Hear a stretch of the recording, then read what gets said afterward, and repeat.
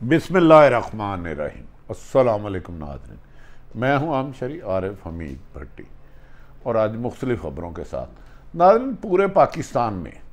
कुछ लोग इश्तियाल दिला रहे थे कि पाकिस्तान में खून रेज़ी हो। वज़ीर आज़म की दूरअंदेशी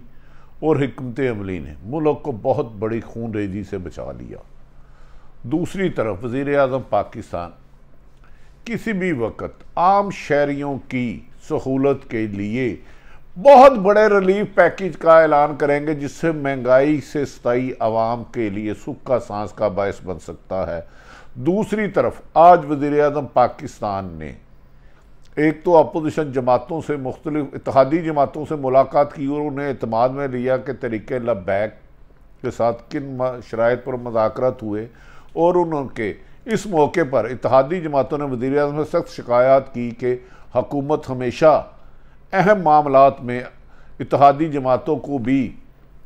एतमाद में नहीं लेती, यहाँ तक कि खून खराबा करना चाह रहा था, जिस पर नून लीग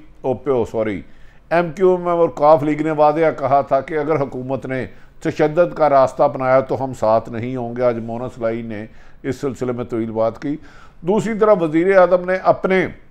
वज़राء और अरकान पर सख्त बरहमी का इजहार किया कि जब भी कोई नेशनल इशू होता है, आपके इख्तलाफात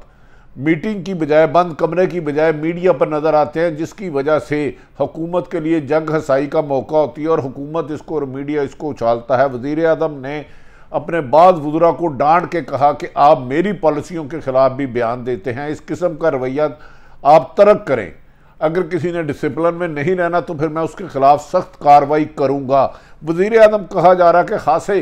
बरहमी का इजहार किया। उन्होंने कहा कि जमहूरियत का इख्तलाफ राय तो तरीका है, लेकिन मीडिया में एक दूसरे के खिलाफ बयानबाजी देना ये पार्टी को कमज़ोर करने के मुतरादिफ है। दूसरी तरफ वज़ीर आज़म पाकिस्तान ने वाशगाफ लफ्ज़ों में कहा कि इलेक्शन कमीशन के खिलाफ वज़रा खुलकर मैदान में आएँ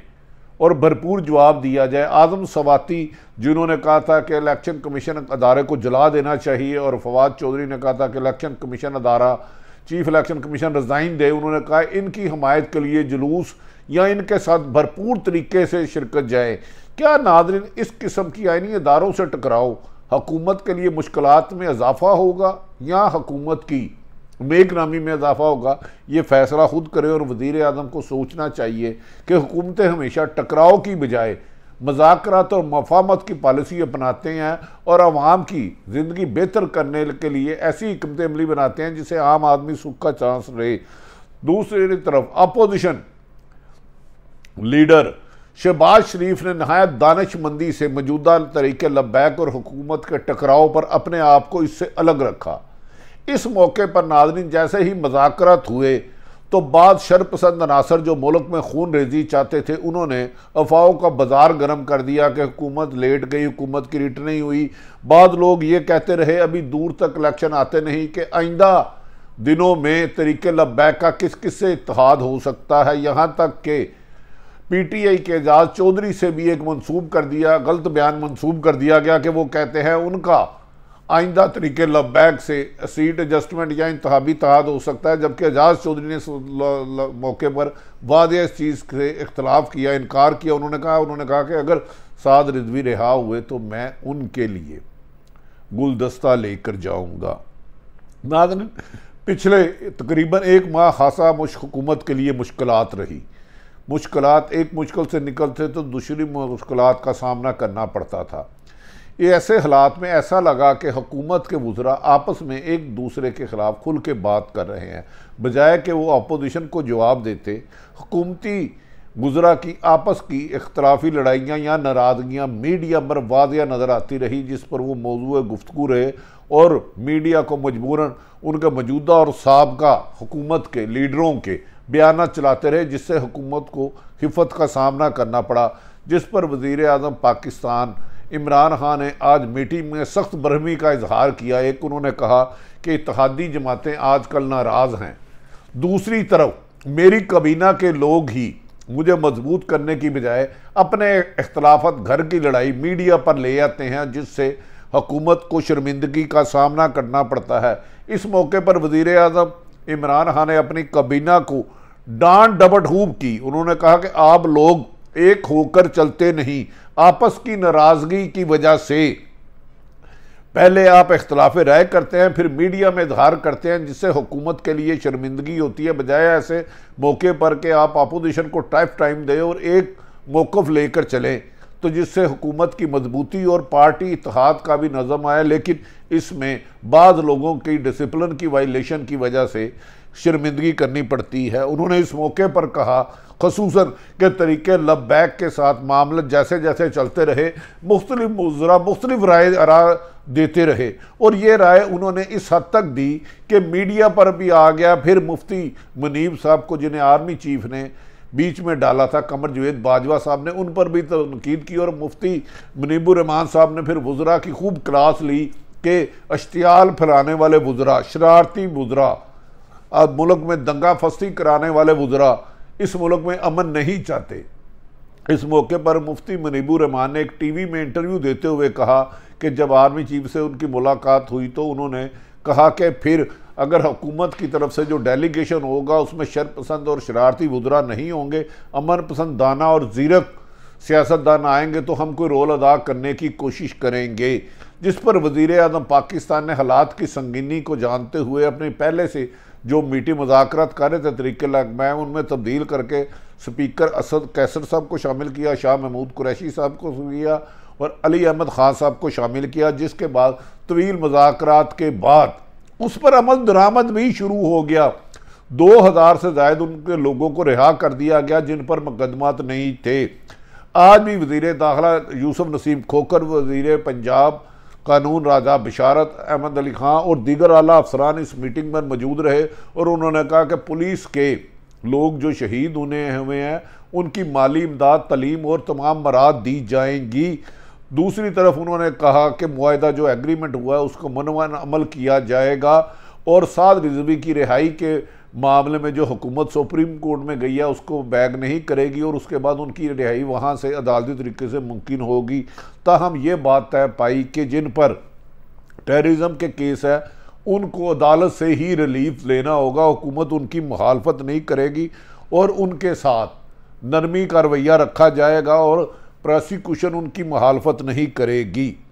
नाज़रीन, ये भी कहा जा रहा है कि आज स्टैंडिंग कमेटी ने बाकायदा कल रात से इजलास शुरू किया था और आज उसके दूरस्थ नताइज भी आए। इस सिलसिले में वफाकी सेक्रेटरी दाहरा नसीम को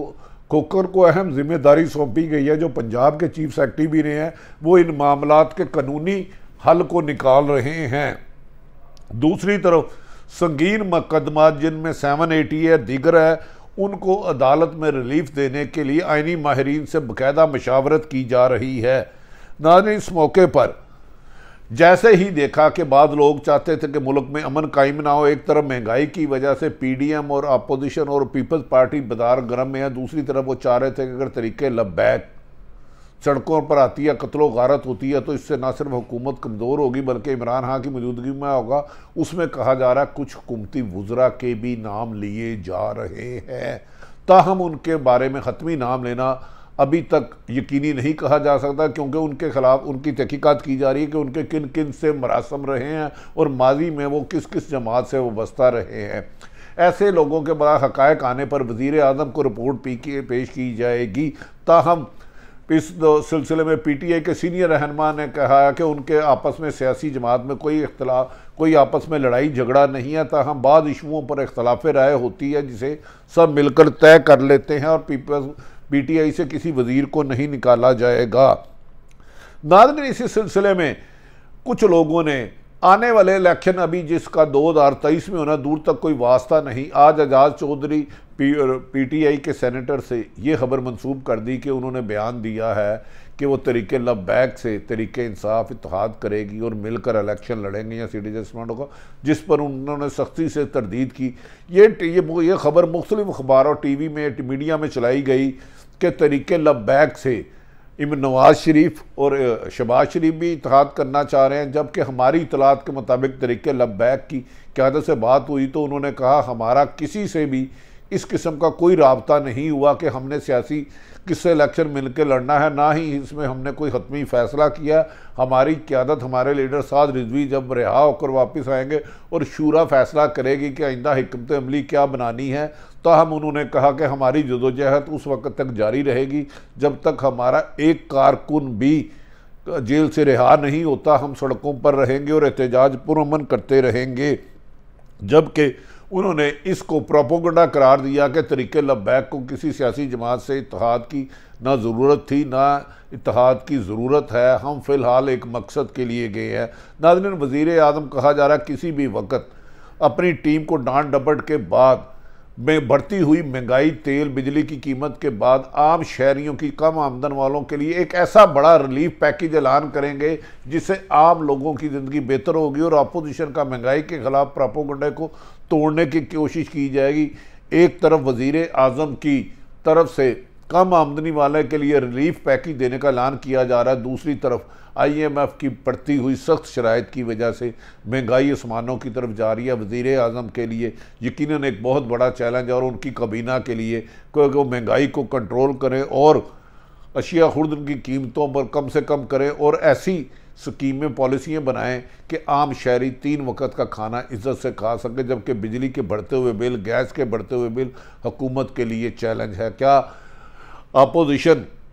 नए आर्डीनेंस आने के बाद चीख उठी है कि नए आर्डीनेंस आने के बाद उनके तमाम लीडरशिप दोबारा नैब के शिकंजे में फंस जाते हैं और उनके खिलाफ रेफरेंसों में सज़ा भी हो सकती है। वज़ीर आज़म इमरान खान आइंदा 48 घंटे में ना सिर्फ पार्लिमानी पार्टी और दीगर आइंदा कौमी असम्बली के सेशन में तमाम सियासी जमातों को तरीके लब्बैक और अफ़गानिस्तान के साथ होने वाले मामलात में एतमाद में लेंगे और कोशिश करेंगे कि जमात का आपस के इख्तलाफात ख़त्म करें। नाज़रीन, मौजूदा सियासी सूरत हाल आपके सामने रखी, आने वाले दिन में क्या होगा उस बारे से आपको आगाह करते रहेंगे। पाकिस्तान जिंदाबाद।